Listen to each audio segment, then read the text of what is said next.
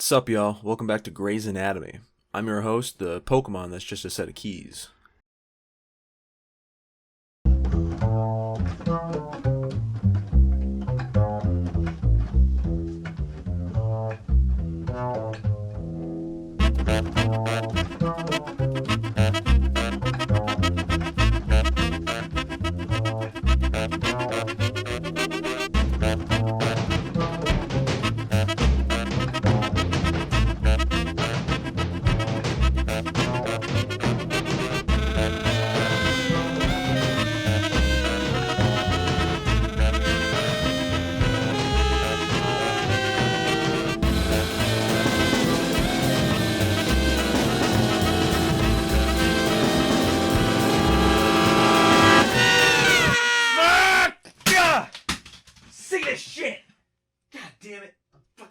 Play the game. I'm gonna make the video.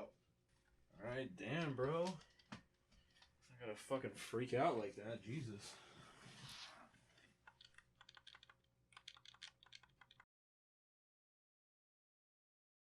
Why, hello, everyone. Welcome back to a dumb person talking about things that they find cool and fascinating, much like a monkey shows off a cool rock that they found. Today's weirdly niche musical obsession are video game soundtracks. To be more specific, my favorite video game soundtrack, and in my opinion, one of the best video game soundtracks, Cuphead.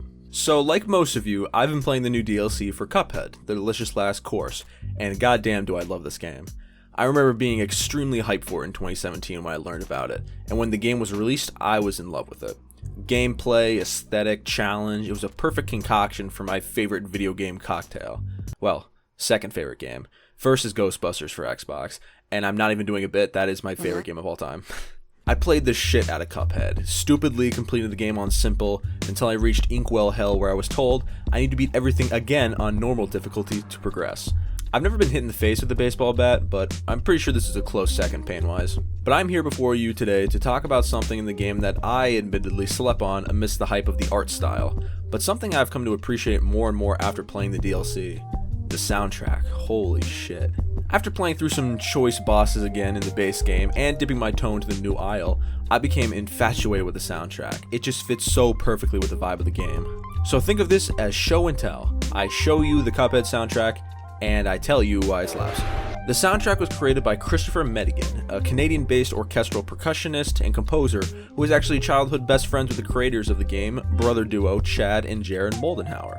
Kristofer was approached by Chad and Jared to create the soundtrack for their upcoming game they were developing, Cuphead. But Kristofer never scored anything before, and he felt he wasn't qualified and turned down the offer.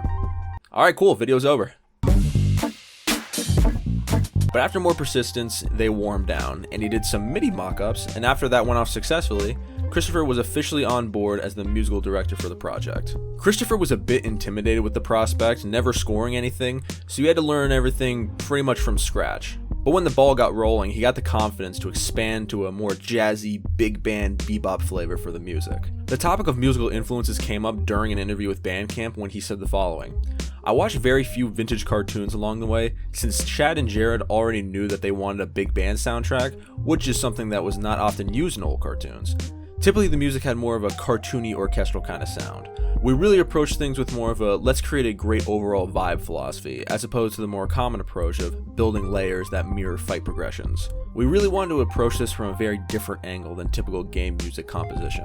As the score was being created, Kristofer had a change of mindset. He originally thought his inexperience would hinder the final project, but he seemed to turn his inexperience in the field to a positive, telling Bandcamp, I literally had no idea what I was doing when I started, which ultimately, I think is a good thing. I was flexible and not bound by any rules that they teach in school. As I got better, I was able to rely more and more on my own creative instincts and confidence. After the runaway success of Cuphead's release in 2017, Studio MDHR knew they needed to bring Kristofer back on the team to score their new DLC for the game, The Delicious Last Course. The DLC was delayed multiple times, much like the original game, but that was due in no small part to the global pandemic, so in turn, the musical recording process became a difficult balancing act. Recording at various different places with multiple COVID protocols prolonged the recording process, and it made it even more challenging. But with his knowledge from the previous game, it was a challenge he was ready for. And even with these extreme limitations, the soundtrack managed to perfectly capture the vibe and essence of the original even 5 years after the initial release. Regarding this, Kristofer told Xbox Wire, "I think considering this was originally supposed to be out in 2018, I didn't really feel like I left the world for very long. I was kind of already brainstorming ideas for what I wanted to do on this next game, and already sort of knew some of the musical areas that we didn't explore the first time around. So I feel like I haven't left it in about 8 or 9 years now in a sense. It was quite easy just to stay in that realm." Kristofer knocked the ball out of the frickin' park here.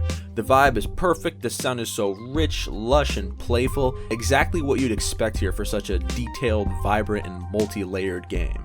I usually don't fuck with big band jazzy music, but I think looking at it in the world that Cuphead built contextualized it for me, and it drilled the love for it a bit deeper into my brain than I normally would if I had an isolated listen. The music here kind of reminds me of another soundtrack, as a matter of fact, another absolutely incredible soundtrack I may come back to in a separate video. The Cowboy Bebop soundtrack by Seatbelts has a very similar vibe to Cuphead, but the Seatbelts go for a more progressive, bluesy, spaghetti western vibe, while Cuphead is more of an upbeat, ragtime, swingy experience. I think one of the best examples of the similarities is Cowboy Bebop's most famous song, Tank, and Cuphead's song, Floral Fury. Floral Fury. Similar yet different. Yeah, let's go with that. Now I want to highlight some of my favorites from both the original game and the Delicious Last Course. Die House is iconic, being one of the only songs on here with vocals, a perfect tone setter for the jazzy vibes and a taste of the big band sound. And the vocalist for the song captures the essence of a shady casino owner like King Dice perfectly. A slapper and a half. Threatenin' Zeppelin is one of the songs they use heavy in promotional work for the game, and a recognizable track without a doubt. The woodwind instrumentation here really gives the track character, with the fluttering nature of the sound fitting perfectly for your first air boss, Hildeberg. Marine Corps have these huge heavy drums, and the fast-paced nature here with the main trumpet lead just sticks out to me as one of my favorite on the track list. One that got stuck in my head after trying to beat that fucking rat for the 700th time. And I would be remiss if I didn't mention Inkwell Hell. It's such a tone swisher from all the other jazzy, poppy, and fun songs to a downright sad bluesy song, hopeless almost. And it fits perfectly in the game because this song starts playing when you've gathered all the soul contracts and you enter hell to face King Dice and the devil. This is a great song, something I suggest you seek out for a great noir, bluesy take on the soundtrack, complete with muted trumpet.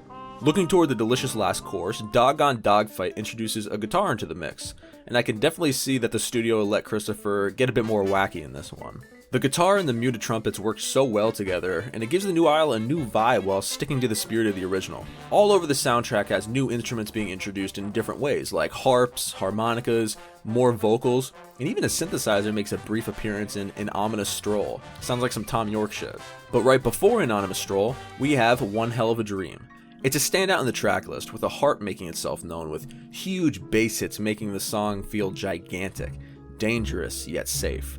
The harp kind of reminds me of the safe spaces in Resident Evil games. A great mixture of woodwind, brass, and string, one of my favorites from the Delicious Last Course soundtrack. And lastly, I want to mention Baking the Wonder Tart, because it has these choir samples in the mix that sound biblical, twisting the usual fun, fast-paced big band sound into a twisted Last Stand anthem that just rocks my socks off. Extremely fitting when you hear it toward the final stretch of the DLC. Yeah, this was pretty much just an excuse for a fun stroll through memory lane, and taking a detour through new memories. After I started playing the Delicious Last Course, the music in the game really came to the forefront for me, and I think it's something that goes under the radar a bit when looking at the grand scope of the game, because you're either enjoying the artwork or focusing on not dying for the 80th time. But this is an absolute slapper, something I recommend you seeking out and giving a listen, because it's a mood setter and a jump starter. It's on YouTube and major streaming services. It's also available on Bandcamp if you want to support it directly. And they also had multiple limited edition vinyl releases of the soundtrack on regular and limited 45 shellac records. How fitting. They are mostly sold out, but they do exist, and you can bet your bottom dollar if the Delicious Last Course's soundtrack is getting pressed, I'ma sell my soul to get it. Get it? Because that's what happens in the game! Alright, now that that's over with, let's finish this fucking game. What the fuck, you beat her already? Yeah, dude. Shit's fucking easy. Just don't be a bitch about it. I'm just gonna go play Fortnite. Thank you for watching. I appreciate it, as a motorcycle drives by my window. Hopefully this was a fun detour for you into something I became infatuated with. I was just playing Cuphead and I was listening to the music and I thought, you know what, I just wanna hunker down and just make a video really quick. This is coming out hopefully soon, but I just wanted to talk about it because I thought other people would find it interesting, and I definitely found it interesting, and it's my channel, so I'm gonna do what I want. I'll keep this brief. Go play Cuphead and shit. It's fun, and support the people who made this incredible game and soundtrack. They sold the game for $20, and the DLC was $8. I'd say that's very much worth it. All of my links will be in the description, socials, Patreon, podcast, along with the Bandcamp link to the music I talked about. But yeah, that's about it. Thank you for watching. I always appreciate it. And as long as you remember that I made this video solely as an excuse to use video game footage in my videos, then you're good to go. So thank you for watching. I appreciate it, and have a pleasant day.